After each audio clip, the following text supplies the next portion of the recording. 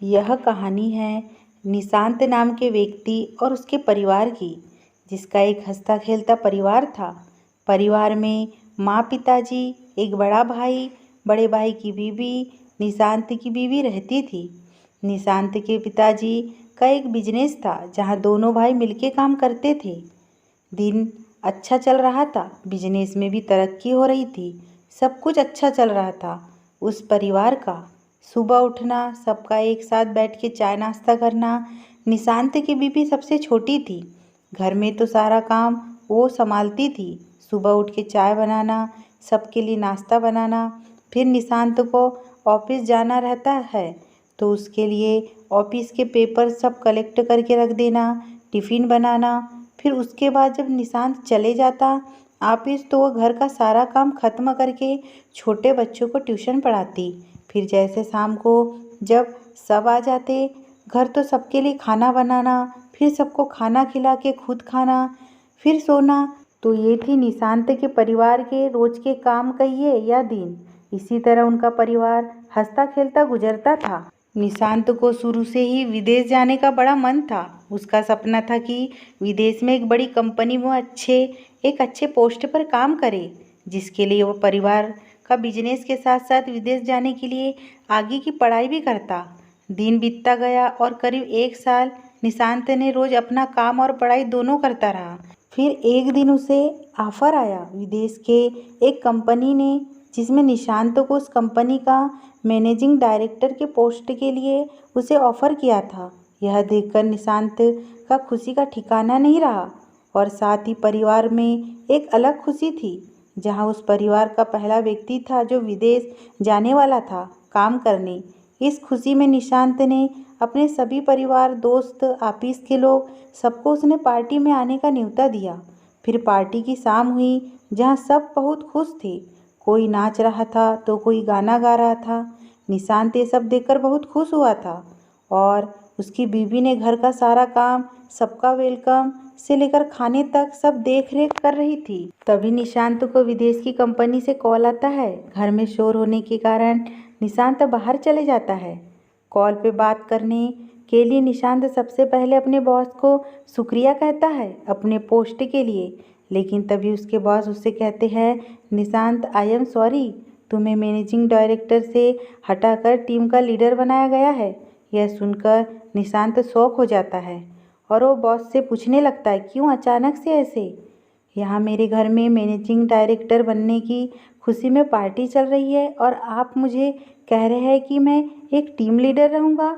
Boss ने कहा कि ये सिर्फ मेरे अकेले का फैसला नहीं है, सबने मिल के लिया है, मैं कुछ नहीं कर सकता। और ये सुनकर निशांत कॉल रख दिया। बिना कुछ बोले और बिना कुछ आगे का सुने निशांत मानो पूरी तरह टूट गया था। उसे समझ नहीं आ रहा था वो अब क्या करे। तभी वहाँ निशांत की बीवी आती है और उसे खाना खाने के लिए कहती है। निशांत बीवी को कहते हुए, तुम सब खा लो, मैं बाद में खा लूँगा। अब उसकी बीवी को क्या पता निशांत के दिल में क्या बीत रही है। उसकी बीवी निशांत से फिर कहने लगती है कि आज सब यहाँ हैं, सब साथ में खाएंगे, चलो आप। निशांत फिर मना कर देता है और कहता है उसे अर्जेंट ऑफिस में जाना होगा, एक काम आ गया है, उसका यह काम करना ज़रूरी है। यह सुनकर निशांत की बीवी पूछने लगती है, आज सब घर पे है तो ऐसा कौन सा काम आ गया अचानक से? उसने कहा, किसी को बताना नहीं, सब परेशान हो जाएंगे, तुम सबको खाना खिला दो, मैं काम खत्म करके आऊँगा तब खा लूँगा। यह कहकर निशांत वहाँ से निकल जाता है अपनी गाड़ी की ओर। तभी निशांत की बीवी कहती है, मैं यहाँ रुकी हुई हूँ, आप जल्दी से काम खत्म करके आना, तब हम साथ में खाएंगे। निशांत उसे देख, हाँ ठीक, मैं जल्दी आ जाऊँगा काम करके, ये कहकर चले जाता है। निशांत वहाँ से निकलकर सीधा शराब की दुकान पे जाता है और बैठकर शराब पीने लगता है। और यहाँ घर में सभी लोग अपने अपने घर चले जाते हैं। तब निशांत की माँ निशांत की बीवी को कहते हुए, बहू तुम खा लो, निशांत वहाँ खा लिया होगा, उसका इंतज़ार मत करो। ये सुनने के बाद निशांत की बीवी ने कहा, उन्होंने कहा है कि वो जल्दी काम खत्म करके आएंगे और मैंने उन्हें कहा भी है कि मैं आपके लिए रुकी रहूँगी, आप आओगे तो दोनों साथ मिलके खाएंगे। ये सुनकर निशांत की माँ ने कहा, ठीक है, जैसा तुम्हें ठीक लगे, मैं जा रही हूँ सोने। ये बोल के निशांत की माँ और बाकी सब सोने चले गए और निशांत की बीवी वहाँ सोफे पे बैठ इंतज़ार करने लगी निशांत का। रात के 3 बज गए थे लेकिन निशांत घर नहीं आया था और नहीं कॉल उठा रहा था। उसकी बीवी को चिंता होने लगी और वो कॉल पे कॉल किए जा रही थी। फिर कुछ देर बाद तक कोशिश करने के बाद फिर कॉल नहीं उठाया तो उसने ऑफिस में कॉल किया, जहां उसे पता चला कि वो ऑफिस गया ही नहीं। यह सुनकर निशांत की बीवी और परेशान होने लगी और वहां निशांत शराब पिए जा रहा था। जब एक वेटर ने देखा कि वो लगातार कई घंटों से शराब पी रहा है तो उसने अपने मैनेजर को कहा। फिर मैनेजर ने निशांत को सलाह दी, सर आपने बहुत पी लिया है और रात भी बहुत हो चुकी है, आपको घर जाना चाहिए, आपके परिवार वाले इंतज़ार कर रहे होंगे। लेकिन निशांत होश में न होने के कारण वो कुछ नहीं सुन रहा था, बस पिए जा रहा था और कुछ देर बाद वो वहीं सो गया। जब मैनेजर ने उसे वहाँ सोते देखा तो उसने वेटर से कहा, वो आदमी जो पी रहा था एक अच्छे घर का लगता है, एक काम करो उसके मोबाइल से उसके घर पे कॉल कर दो, वो परेशान होते रहेंगे और उसे यहाँ से आकर ले जाएंगे।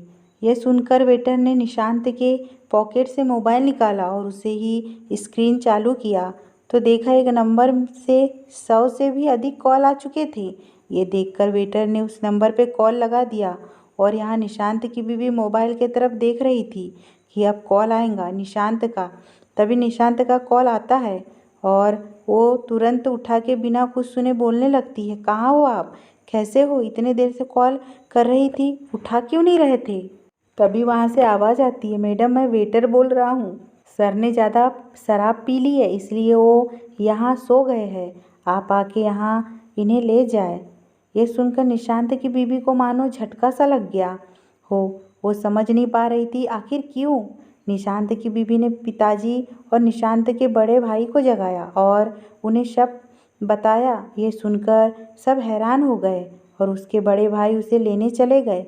कुछ देर बाद निशांत को लेकर घर आते हैं और उसे अपने कमरे में सुला देते हैं।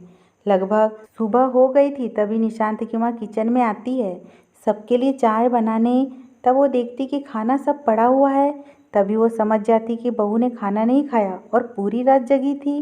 वह जल्दी से नाश्ता बनाकर उसके पास ले जाती है, कहती है, बहू तुमने पूरी रात कुछ नहीं खाया और पूरी रात बैठे थे सोफा पर, लो कुछ खा लो और थोड़ा आराम कर लो। ये सुनकर निशांत की बीवी ने कहा, मुझे भूख नहीं, आप सब खा लीजिए। और निशांत की और देखने लगी। ये देख माँ वहाँ से चली गई। कुछ देर बाद निशांत उठता है और वो देखता है कि वो घर में है तो उसे सब समझ आ जाता है कि घर में सबको पता चल गया है और कोई इसे वहाँ से लेकर आया और सामने उसकी बीवी बैठी रहती है। वो उसे कुछ कहे कि निशांत की बीवी उठकर वहाँ से चली जाती है। यह देखकर निशांत सोचता है कि उसे शाम को मना लूँगा, फिलहाल ऑफिस चले जाता हूँ। ये सोचकर निशांत तैयार होने चले जाता है। जब वो तैयार होके हॉल में आता है तब वो देखता है कि सारा परिवार वहाँ बैठे रहते हैं। तब निशांत सबके पास जाता है और सबको सॉरी बोलता है, कैसे उसकी पोस्ट बदल दी गई है और वह दुखी होकर शराब पीने चला गया और निशांत सबसे माफ़ी मांगने लगता है। घर वाले उसे कहते हुए, ये तूने ठीक नहीं किया, तेरी वजह से बहू पूरी रात यहाँ बैठी रही और भूखी रही, ये इंतज़ार में कि तू आएगा और साथ बैठ वो खाएंगे और तू वहाँ बैठ शराब पी रहा था। यही दिन देखने के लिए तुझे इतना पढ़ाया लिखाया, इस काबिल बनाया। अगर माफ़ी मांगनी है तो बहू से मांग। कल पूरे दिन उसने काम किया, पार्टी सारा उसने संभाला, यहाँ तक कि पूरा दिन नहीं खाई, ये सोचकर कि तेरे साथ रात में खा लेंगी और तू है कि। ये कह के सब वहाँ से चले गए। निशांत ये सुनकर अपनी बीवी के पास गया और सॉरी कह के ऑफिस के लिए निकल गया। यह देखकर उसकी बीवी को समझ नहीं आया कुछ कि यह क्या था, बस एक सॉरी और बात खत्म। पूरा दिन जिसके लिए काम कर रही थी, भूखी रही, उसके साथ खाऊंगी, रोज़ सुबह उठ के चाय बनाती हूँ, नाश्ता बनाती हूँ, टिफ़िन बनाती हूँ, ओ वहाँ मुझसे झूठ बोलकर पूरी रात बैठकर शराब पीता रहा और यहाँ मैं उसका इंतज़ार करती रही। क्या यही प्यार था उसका? क्या इसे प्यार कहते हैं? क्या उसका पोस्ट मेरे से ज़्यादा ज़रूरी था? यही सब वो पूरा दिन सोचते रह गई। देखते देखते शाम हो गई और सब घर आ गए। निशांत आते ही, माँ भूख लग गई, खाना निकालो जल्दी से। मैं कपड़े बदल के आता हूँ। निशांत कपड़े बदल के आके डिनर टेबल पर बैठ गया। फिर बाकी सब भी आए और खाना शुरू किया। खाना खाने के बाद रोज की तरह निशांत की बीवी आखिरी में खाना खाने बैठी। वो अपना खा के जब अपने रूम में गई तो देखा निशांत सो गया था। ये देख वो और अंदर से रूठ गई कि कैसे निशांत इतने जल्दी भूल सकता है सारी बातों को। कैसे निशांत बिना कुछ ठीक किए रह सकता है। कैसे उसके मन में नहीं आया एक बार भी कि उस रात उसकी बीवी उसका इंतजार कर रही थी भूखे पेट। क्या निशांत को कुछ फर्क नहीं पड़ता मेरे होने ना होने से? क्या निशांत के लिए ये सब एक आम बात है? क्या निशांत को झूठ कहना जरूरी था? क्या मैं इतनी भी उसके लिए ज़रूरी नहीं लगती कि वो मुझे सच बता सकता? क्या निशांत ऐसे पहले भी झूठ कहा होगा? कितनी बार मुझसे ऐसे ही झूठ बोलकर वो निकला होगा घर से? ऐसे ही कई सवाल मन में रखे पूरी रात वो सोचती रही और फिर सोचते सोचते सुबह हो गई। फिर रोज़ की तरह सबके लिए चाय बनाना, नाश्ता तैयार करना, टिफ़िन देना, ये सारे कामों में लग गई। वहाँ निशांत उठ के रोज़ की तरह तैयार होके हॉल में आया और अपनी बीवी से टिफ़िन मांगने लगा। ये देखकर उसकी बीवी सोचने लगी, क्या ये सब भूल गया इतने जल्दी? क्या इसे कुछ याद नहीं उस रात के बारे में? और उसने टिफ़िन दे दिया और सब ऑफिस चले गए। सारा काम खत्म होने के बाद निशांत की बीवी अपने रूम में गई और उनके मन में आया कि यहाँ किसी ने निशांत को दोबारा कुछ नहीं कहा। यहाँ तक कि मैं रोज़ उदास रहती हूँ, ये देखकर भी कोई मुझसे एक बार भी नहीं पूछा कि क्या हुआ, ऐसा उदास क्यों हो? क्या निशांत ने नहीं मनाया? कुछ भी किसी ने नहीं कहा। अचानक से खड़े होकर उसने अपने आप से कहा, जब किसी को यहाँ मेरी ज़रूरत ही नहीं, जब किसी को फ़र्क पड़ता ही नहीं, निशांत ने झूठ बोलकर वहाँ शराब पीने गया। सबको अपना अपना काम दिखता है, लेकिन मैं रोज़ अंदर हजारों सवाल लेकर बिना कोई काम रोके काम करती हूँ, ये किसी को नहीं दिखता। अगर ऐसा ही है तो मुझे यहाँ रहने का कोई हक नहीं। जब किसी को कोई फर्क नहीं पड़ता, किसी को कदर नहीं एक औरत की, वो अपना सब कुछ छोड़कर किसी के घर को सच्चे दिल से अपनाती है और उसको अपना घर समझकर सारा टाइम घर को संभालने में लगी रहती है और बदले में ये उम्मीद, ये चाहत रखती है कि उसका परिवार उसके साथ दे, उसका पति को कभी उसे झूठ बोलने की ज़रूरत ना पड़े। क्या इतनी सी बात की उम्मीद रखना गलत है? और फिर वो फैसला कर लेती है कि वो अब उस घर में नहीं रहेंगी जहाँ उसकी कदर नहीं। ये सोचकर वो अपना सामान पैक करना शुरू कर देती है और फिर वो सारा सामान लेके हॉल में आती है। ये देखकर निशांत की माँ हैरान हो जाती है और वो उससे पूछते हुए, क्या हुआ बहू, सब ठीक है ना? ये सब सामान लेकर कहाँ जा रही हो? निशांत की बीवी कहते हुए, मुझे यहाँ ठीक नहीं लग रहा, मैं कुछ दिनों के लिए अपने माँ पापा के घर जा रही हूँ। ये सुनकर निशांत की माँ घबरा गई, लेकिन जैसे वो और कुछ कह पाती तब तक निशांत की बीवी वहाँ से चली गई। ये देखकर निशांत की माँ ने तुरंत निशांत को कॉल लगाया और उसे सारी बातें बताई। ये सुनकर निशांत को थोड़ा समझ आ गया कि उस दिन की बात को लेकर अभी तक वो नाराज़ है। उसने माँ को कहा, आप टेंशन मत लो, वो ऐसे ही मिलने गई होगी, शाम को आते वक्त मैं उसे लेकर घर आ जाऊँगा। ये सुन निशांत ने कॉल रख दिया और अपने कामों में लग गया। जब शाम हुई तो निशांत ऑफिस से निकलकर अपने ससुराल चला गया अपने बीवी को लाने, लेकिन उसकी बीवी आने से मना कर दिया और कहने लगी, मुझे कुछ वक्त चाहिए, अकेले रहना है, जैसे ही मैं ठीक हो जाऊंगी मैं आ जाऊंगी वहाँ, आप चले जाओ। ये सुन निशांत ने अपनी बीवी को मनाने की कोशिश करने लगा, लेकिन कहते हैं ना, हर चीज़ का एक वक्त होता है, अगर वो वक्त निकल जाए तब आप चाहकर भी कुछ नहीं कर सकते।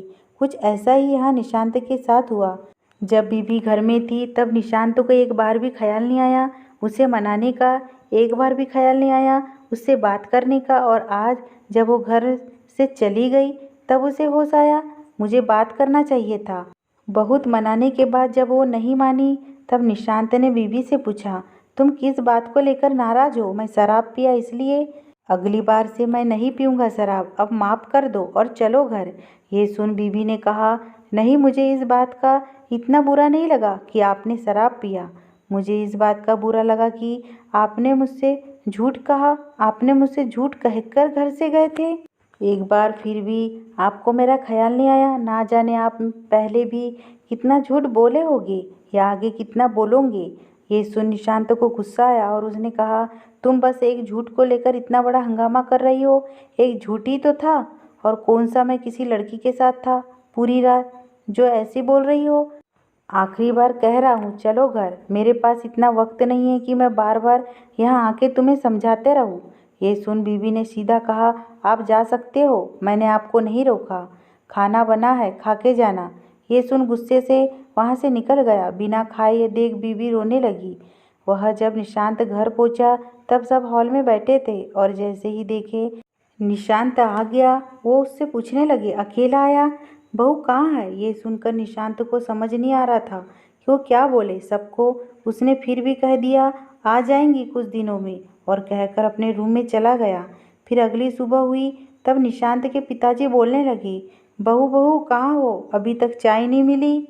ये सुन निशांत की माँ ने कहा, बहू कहाँ है? आप भूल गए हो, अपने मायके चले गई है। ये सुन वो थोड़े उदास हो गए। फिर उनकी बड़ी बहू कुछ देर बाद चाय लेकर आती है। कुछ देर बाद जब नाश्ता का वक्त होता है तब घर में नाश्ता बना नहीं रहता और वहाँ निशांत को हमेशा उसकी बीवी उठाती है, जो कि अब घर में नहीं है। वो तो लेट उठता है। देखते ही देखते घर का सारा माहौल बिगड़ने लगता है। ना किसी को समय पर चाय मिलती तो ना किसी को समय पर खाना। उनकी बड़ी बहू जॉब करती थी तो वो भी अकेले कितना कर पाती। जितना उससे होता है वो करके अपने ऑफिस चले जाती। ये देख घर के सभी लोग परेशान रहने लगे। वह निशांत का सारा काम, कपड़े से लेकर लैपटॉप, पेपर सब उसकी बीवी ला कर देती।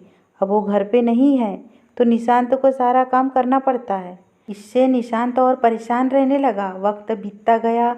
वह निशांत की बीवी अपने माँ पापा का ख्याल रखने लगी और यहाँ निशांत का घर, जो एक हंसता खेलता परिवार था, वो धीरे धीरे टूटने लगा था।